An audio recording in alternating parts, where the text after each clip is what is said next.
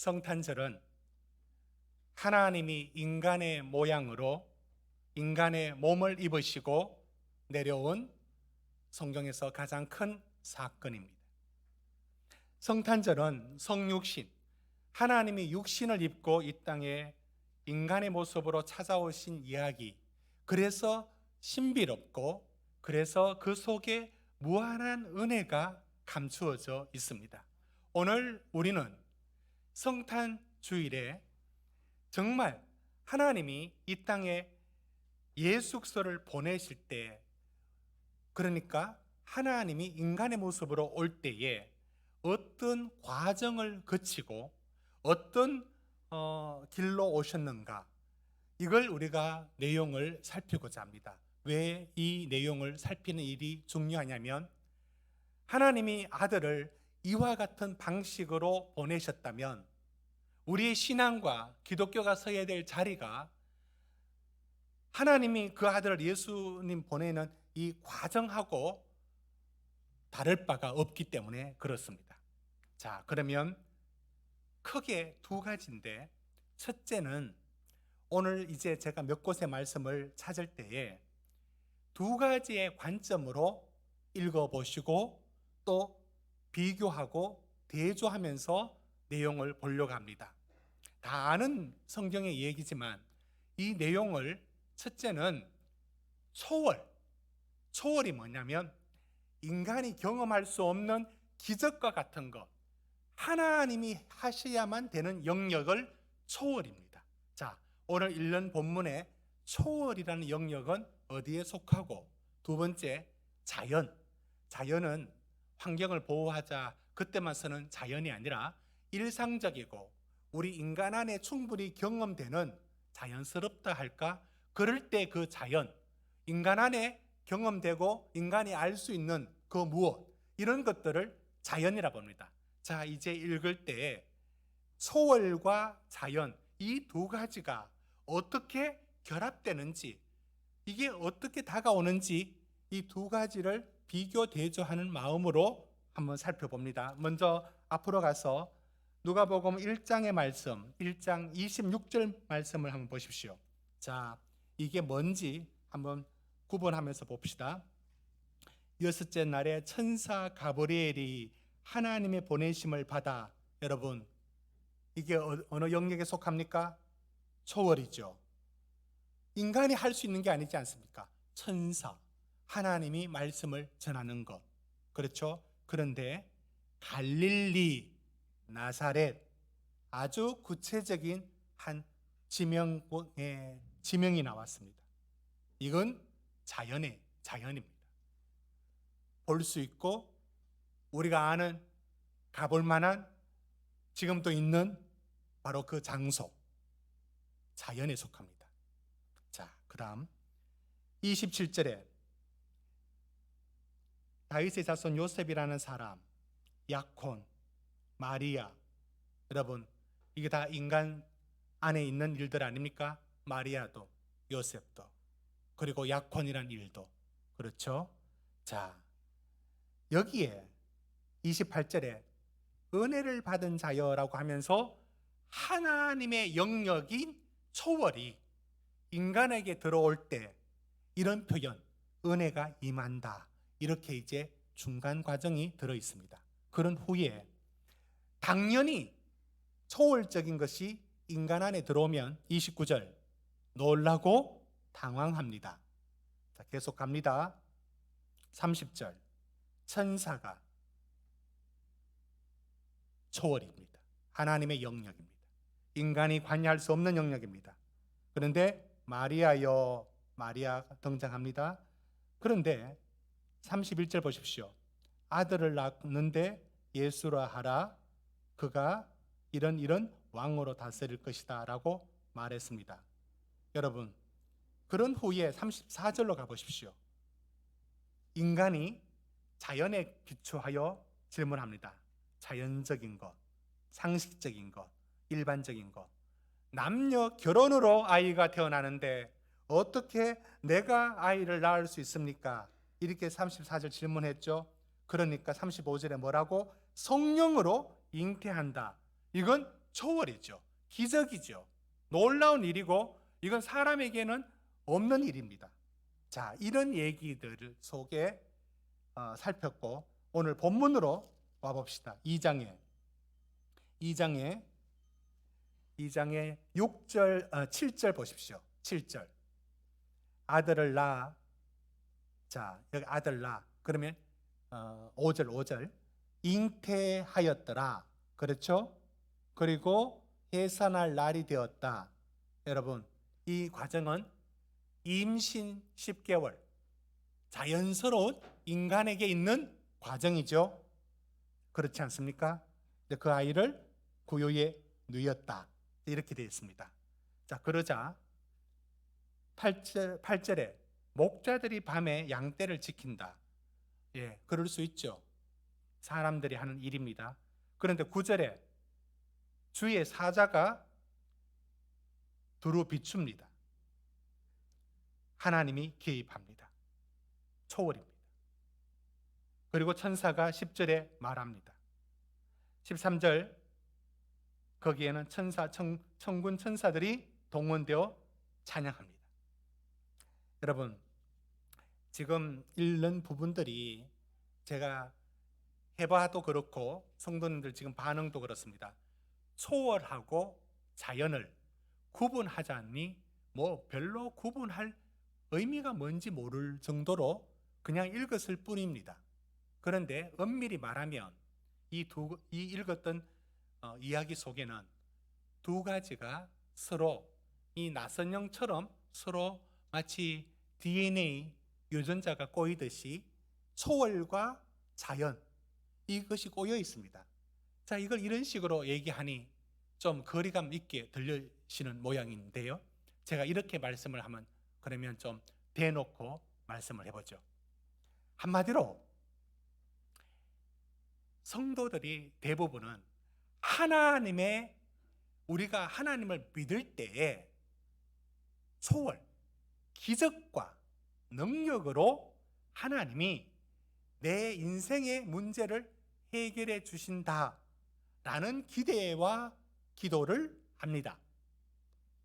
그런데 지금 우리가 읽었을 때 성육신이 기적이긴 하지만 분명히 기적이죠. 어떤 부분에 초월, 하나님, 성령, 천사, 성령으로 잉태하는 것, 이건 우리에게 경험할 수 없는 자연적인 것이 아닌 초월적인 하나님의 영역이 맞습니다. 그러나 그 못지않게 예를 들면 왜 마리아에게서 아기가 태어납니까? 제가 지금 두 가지를 말하고 있습니다. 요셉에서 태어나면 안 됩니까? 안 되죠. 왜 안 됩니까? 기적으로 할 바엔 그게 더 놀라운 기적 아니에요. 이처럼 한편 우리가 읽었던 곳에 하나님의 기적이 곳곳에 있으면서도 자연의 부분들을 안 깨뜨린다고요. 뭘 안 깨뜨렸느냐? 요셉에게서 태어난 건 아니잖아요. 여성이라는 당연한 자연적인 과정에서의 임신이었고요. 그러면 임신이 축소되었느냐?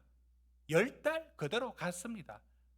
하나님의 기적이 아기 예수 낳는데 너무 총명해서 나자마자 아장아장 걷고 말도 잘하더라. 없습니다.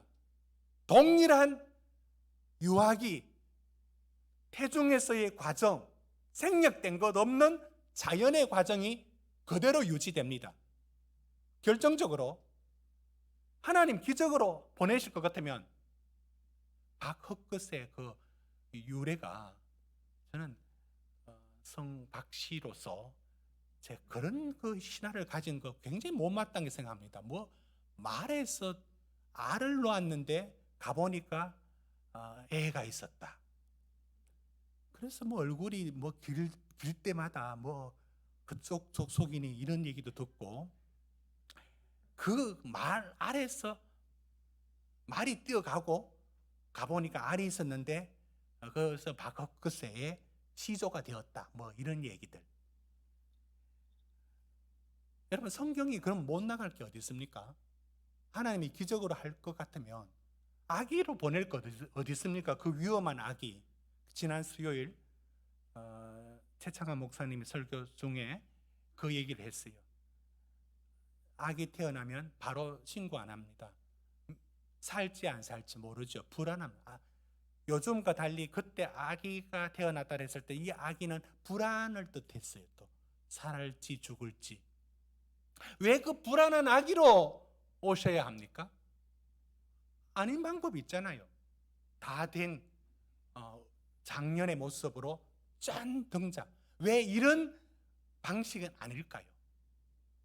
그러니까 우리는 성경에 기적이 많다. 오늘 읽었던 데서도 하나님 말씀과 천사와 성령의 잉태 모든 것들이 기적처럼 보여지지만, 그런데 그 기적이 일반적인 우리 삶의 그 자연적인 일을 파괴시키지 않습니다. 생략시키지 않는다고요. 그래서 그 중간에 들어오는 표현이 뭐냐면 은혜가 너에게 임하였다라고 하나요. 오늘 여러분 14절의 표현 한번 보십시오. 14절. 하늘과 땅 나오죠. 지극히 높은 곳을 하늘로 말합시다. 하늘과 그 다음에 땅. 이 하늘과 땅의 두 가지, 곧 하나님의 초월적인 영역과 인간에 일어나는 자연적인 과정들이 이 두 가지가 아주 분리되지 않을 만큼 결합되어 있습니다. 오늘 제가 이 부분을 말씀드리는 이유가 어디 있느냐면, 왜 아기로 태어나게 했을까? 왜 임신 기간은 생략되지 않을까? 그 과정들이 하나도 달라질 게 없습니다.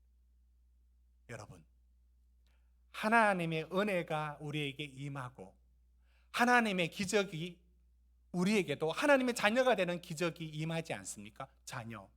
그러나 그 삶에서 있는 우리의 삶의 과정에 있는 부분들이 생략되지 않아요.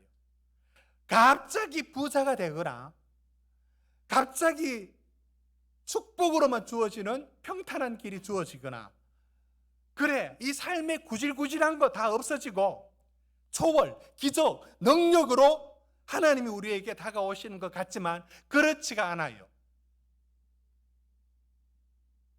마리아는 10달을 산모로서의 과정을 다 겪고 아기 예수는 아기 예수의 과정을 그대로 다 밟고 지나갑니다. 생략 없습니다. 우리 삶에 하나님이 다가오시는 과정이 여기 주님 하나님께서 그리스도를 보내시는 과정하고 다를 바 없다는 겁니다.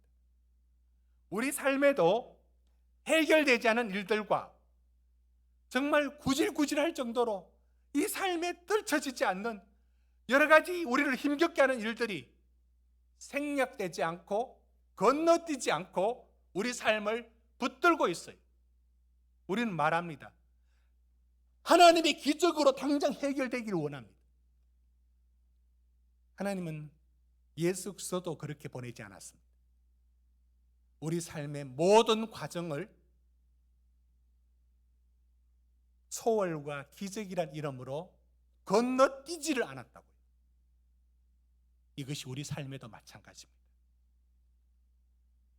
이 삶이 하나님 단번에 불을 내려서 이 문제를 다 해결해 주시고 모든 일을 순탄하게 하소서라는 우리의 바람은 들어주지 않을 겁니다. 지금의 아픔과 고통과 고난을 내 삶에 모를 이유들, 그 답답한 것들이 우리 속에 떨쳐지지 않고 언제나 덜렁덜렁 달려있어 괴롭힙니다. 그러나 주님이 그리스도가 오는 과정에서 보여지는 것처럼 이런 삶을 생략시키지 않지만, 그럼에도 불구하고 그리스도의 은혜가, 하나님의 은혜가 들어와서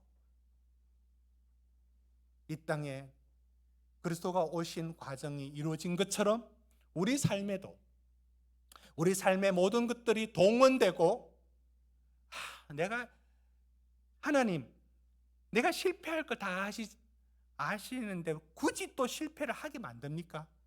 그러니까 다 생략시키고 좋은 거 주시면 안 됩니까? 하나님 그렇게 응답을 해 주시지를 않습니다. 저도 작년에 여러 일들을 겪으면서 하나님, 제가 교훈을 이미 알고 있습니다. 제가 더 뭘 배울 게 있습니까? 제가 머리로는 다 알지 않습니까? 그러니 날 좀 고생 그만 시켜 주시고 좀 쉽게 좀 그냥 은혜롭게 건너갑시다. 이게 이제 제가 늘 하나님께 드린 기도였습니다. 하나님은 생략시켜 주시질 않았습니다. 겪을 거, 당할 거, 세상 말로 오지게 다 당하고 그런 과정들을 봐주지를 않더라고요. 그러나 그것이 실패가 아니었어요. 이 과정을 동원하여 하나님은 일하시고 당신의 목적을 이루어 가십니다. 이것이 바로 초월과 자연, 이 두 가지가 나선형처럼 서로 엮여져 있지만, 그래서 우리는 성도님들이 말을 해야 합니다. 하나님이 어디서 일하시느냐? 대단한 걸 체험했. 아유, 어느 교회 참 그가는 뜨거운 걸 체험했다. 체험 많이도 얘기하지만 그렇지 않습니다. 우리 속에 하나님이 우리에게 어떻게 다가오느냐? 우리 삶의 이 모든, 여러분, 살아간다는 게 뭡니까? 여러분, 영화는 길어도 90분이면 문제가 다 해결돼. 그 속썩이던 자녀도 90분 안에 뭔가 해결돼. 학교에 최근에 뭐 그런 거 하나 봤는데 학교에 무슨 문제가 생겨서 근데 90분 안에 해결 다 돼.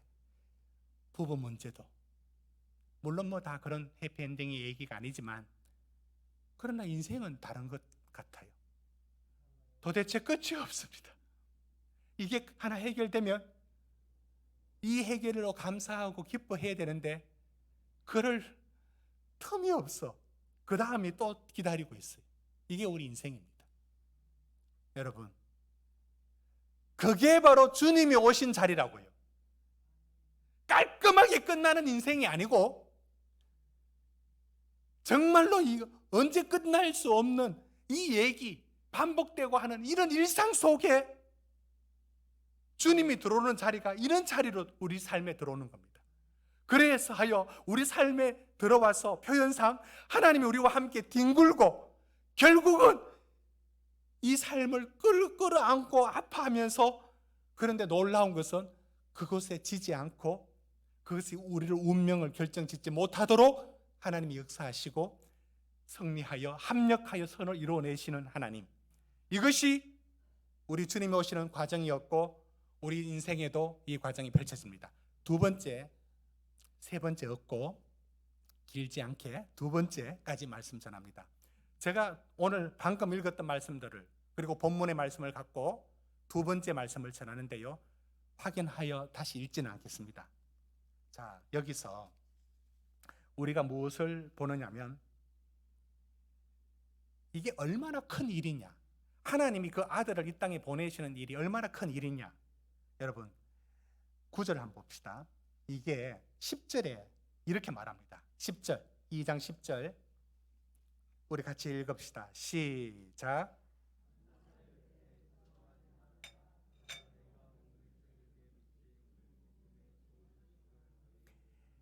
지금 하나님이 그 아들을 이 땅에 보내시는 이 과정이 얼마나 크고 놀라운 얘기냐면 큰 기쁨의 좋은 소식이에요. 인류가 들을 수 있는 최고의 소식. 이것보다는 더 좋은 소식은 없는, 인생에서 와 이것만큼 더 좋은 소식이 없는, 어떤 가정은 지금 합격의 소식을 기다리고 있겠죠. 예, 바로 그런 소식과 비교할 수 없는 최고로 가장 놀라운 소식을 하나님이 준비하시는 거예요. 그래서 13절 14절 보십시오. 천군 천사가 동원되고요, 지극히 높은 곳에서 하나님께 영광, 모두가 기뻐하고 평화로 선포합니다. 얼마나 장엄하고 얼마나 놀라운 얘기인지 모릅니다. 그런데 이런 일에 하나님이 동원하는 사람과 장소가 격에 맞지 않다고. 하나하나 따져볼게요. 앞에 분명히 읽었죠. 갈릴리, 그리고 나사렛. 여러분, 갈릴리, 나사렛. 예수님이 30년 공생의 33년에서 34년 그 사이에 공생의 30년을 보낸 곳, 어디? 갈릴리라고요. 여러분, 갈릴리가 어떤 곳이냐면요, 조선시대에 그 평안도하고 함경도, 평안도는 신의주 쪽 중국하고 많이 접해 있고, 평안도도 지도상의 가장 꼭대기 백두산 쪽 그쪽이지 않습니까? 그러니까 그쪽이 있는데 조선시대에 거기 있는 사람들이 관직에 오른 사람이 없어요. 그러니까 조선시대는 거기 사람들을 아예 사람 취급을 안 했어요. 그 역사적인 배경은 고려 그 유민들이 남아서, 그러니까 저 사람들을 온전히 편입시키기에는 좀 껄끄러웠고, 중국 땅에 가까워서 저 사람들이 저 사람들하고 한편되어서 첩자지를 할까봐 의심의 눈초리가 있어서 아예 그쪽 사람들이 더 기질적으로 굉장히 거칠었습니다. 그래서 저 사람들은 인간도 아니야 하면서 관직에 거기 있는 사람들은 아예 오르지를 못했어요. 여러분, 홍경래의 난이 그래서 난 겁니다. 왜 우리 서북 지역의 사람들을 괄시하느냐. 그래서 들고 일어났던 게 그 난입니다. 여러분, 그 평안도와 조선시대 평안도와 함경도가 꼭 갈릴리하고 같은 곳입니다. 밑에 예루살렘, 유대, 사마리아, 그리고 북쪽에 갈릴리가 있었어요. 갈릴리, 서울시 구로구 갈릴리, 그것도 어디? 나사렛. 더 산골로, 더 골짜기로 들어갑니다. 여러분, 이 지명이 이게 어울립니까? 이게 맞습니까? 이 어마어마한 하나님의 아들을 이 땅에 보내는, 하나님이 육신이 되어 이 땅에 오는 이 어마어마한 규모로 찬양해야 될 이 일의 장소 섭외가 이렇게 돼서 되겠습니까? 여러분, 영화 아바타의 그 배경이, 아바타 영화는 그 3D로 만들어진 굉장히 영화계의 한 영화를 수준을 높이는 아주 역사적 의미가 있는 영화죠. 그런데 그 아바타가 찍힌 그 촬영지가 여러 곳 있지만 그 중에 하나가 중국 장가계입니다. 그러니까 정말 신비롭게 뾰족한 그 산세를 이루고 있는, 이게 지구가 아닌 여기 땅, 우리가 사는 땅이 아닌 신비로워 보이는 그런 곳을 촬영지로 영화를 찍었어요. 그 감독이 선택하는 일들 아니겠습니까? 중요한 일 아니겠습니까? 인디애나 존스는 요르단의 그 협곡인 세계 7대 불교 사이에 속하는 페트라, 그런 장엄한 모습을 화면에 담고 그래야 어울립니다. 거기에 최근 몇 년 전에 스카이캐슬, 그거 왜 그 구로동 와서 촬영 안 하지? 예, 그거는 그 분위기가 맞는 걸 찾아야 되는 거예요. 용인 라센트라, 그 유럽풍 가옥 구조가 이렇게 돼 있는 뭔가 그 상류층의 분위기 맞는, 그게 장소가 그런 곳을 촬영지로 정해야 되죠. 하나님은 그런데 왜 이 이사야서 9장 1절에 보면 갈릴리를 이방의 갈릴리라고, 왜 이런 곳에, 조선시대 평안도 함경도 같은 곳에 왜 이 장소를 정했을까? 여러분은 불만 없습니까? 왜 이랬을까요? 또 있습니다. 여기에 이만한 일에 격에 맞는 소품도 등장해야 되지 않겠습니까? 그런데 여러분 2장 7절 한번 봅시다. 2장 7절 우리 같이 읽겠습니다. 시작. 첫 아들을 낳아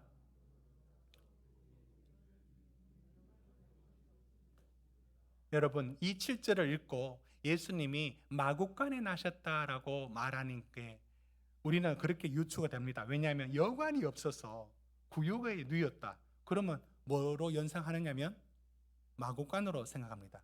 분명히 성경에 마구간이라는 말 없습니다. 여기 마구간이 아닙니다. 그래서 몇 년 전 석탄절 설교 때 말씀드린 것처럼 예수님이 마구간에 나셨다 말은 그건 틀린 말인 거예요. 성경에 있는 게 아니라고요. 자, 왜 틀리느냐 한번 보십시오. 어떤 성경이 번역될 때는 그 시대에 갖고 있는 문화적인 걸 벗어날 수가 없어요.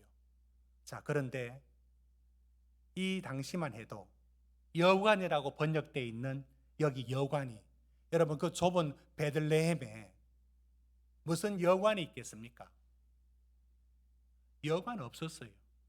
여기서 말하는 여관으로 번역된 건 그 외부 사람들이 찾다가 묵을 것이 여관으로 그거는 후대 사람들이 그런 장소를 번역할 단어가 없으니까 여관으로 했죠. 이거 정확히 말하면 한 가정집인데 게스트룸, 외부 사람들이나 친척이나 왔을 때 묵을 수 있는 방, 이런 방들을 여관으로 했습니다. 그래서 헬라어로 카타루마라고 썼던 겁니다.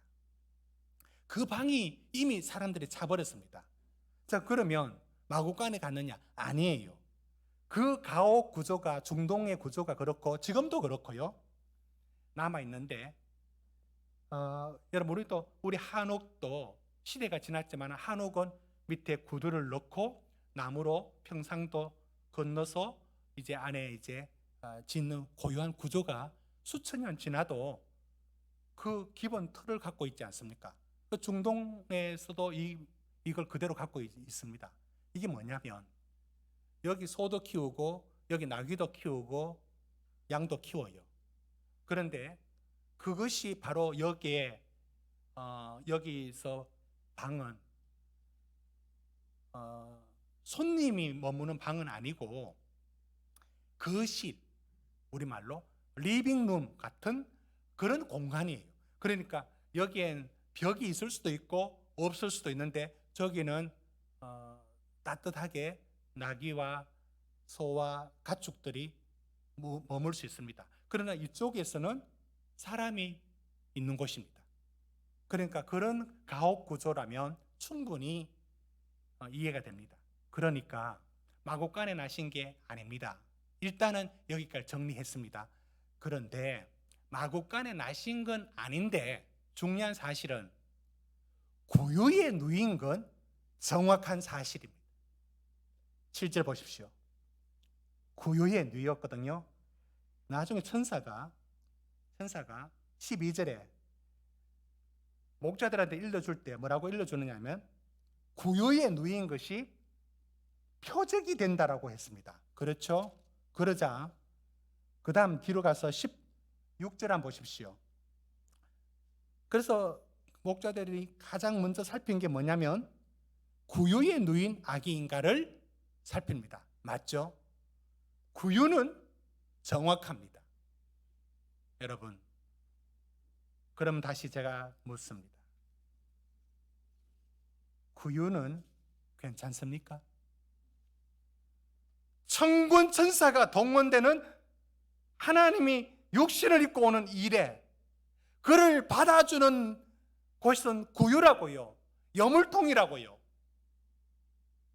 하나님이 장소도 갈릴리 섭외하시고 준비하셨다면 소품, 영화로 비교하자면 소품인 구유도 하나님이 준비하신 거 아니겠습니까? 왜 그 구유냐고요? 왜 구유여야 됩니까? 세 번째, 오늘 1장 8절에 목자가 등장합니다. 이 가장 놀라운 최고의 소식을 전할 사람이 누구냐면 목자예요.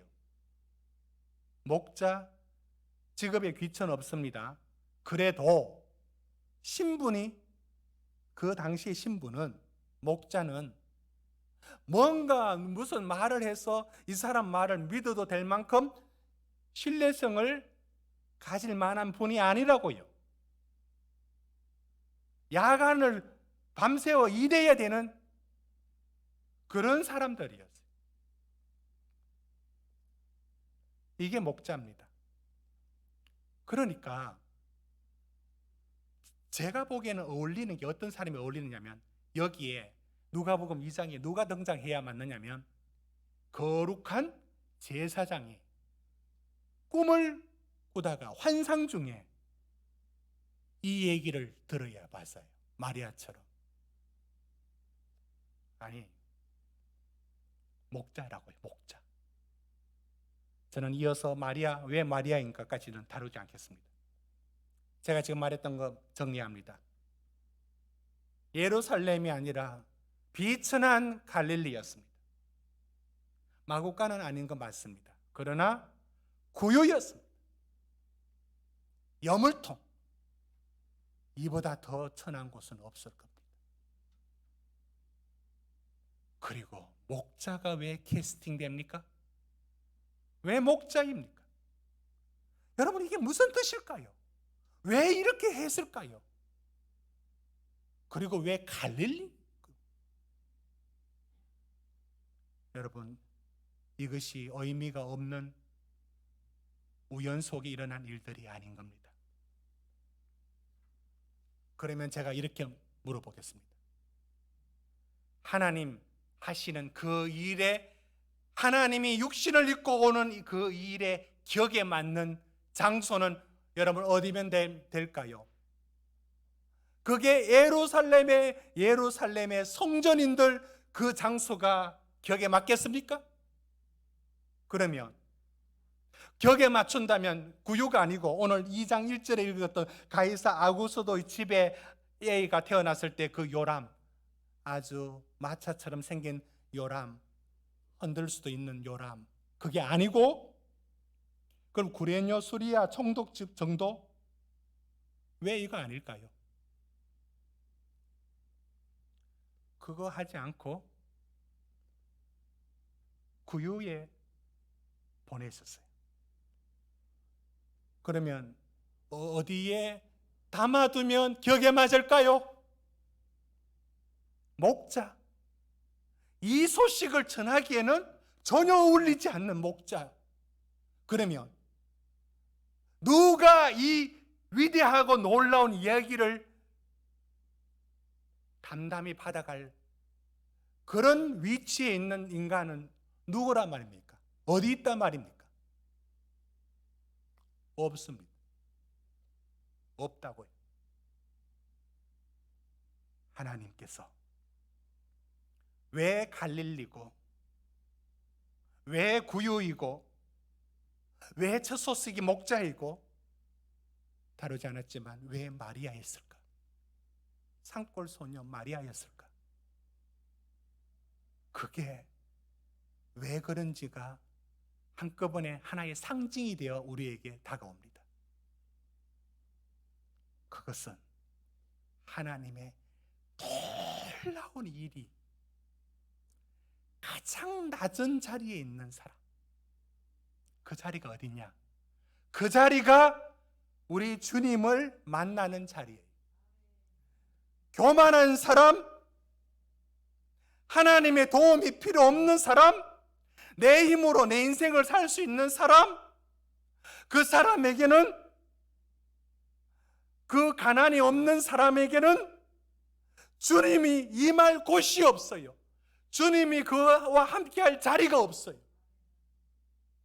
그래서 갈릴리였고, 그래서 구유였고, 그래서 목자인 이유는 오늘 우리에게 하나님이 일하실 때도 마찬가지였어요.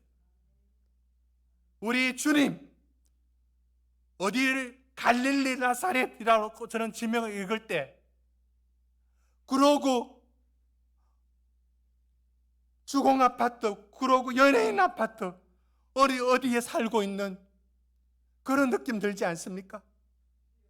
가장 잊혀지고 누가 알아주지 못하는 바로 어떻게 내 사는 이 작은 곳에, 그 갈릴리에, 그 목자의 위치에 있는 우리에게 그 구유에 찾아오셨을까?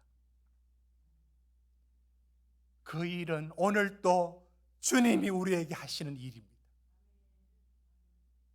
가장 낮아져 있는, 여러분이 심령이 가난해져 있는 그 공고한 그 자리에 주님은 찾아오실 것이고, 그 자리에 가장 영화롭고 놀라운 얘기를 우리 안에 진행해 가고 있지 않습니까?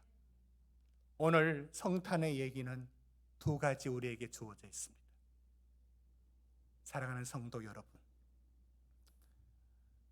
왜 우리에겐 기적으로만 아닐까요? 하나님은 평범한 우리의 일상, 고달픈 이 일상 한가운데 들어오셔서 우리는 한꺼번에 모든 게 달라질 걸 기대하지만 아니요, 하나도 생략시키지 않고 이걸 다 우리 안에 품도록 하십니다. 그러나 우리의 운명은 이런 일들에 의해서 결정나는 게 아니라 그것을 끌어안지만 하나님의 초월과 인간의 자연이 결합되어 있는 것처럼 하나님의 은혜는 우리의 이 고달픈 삶을 뚫고 들어와 합력하여 선을 이루고 하나님의 뜻이 우리 일상 가운데 결국 이루어내십니다. 주님이 오신 것처럼.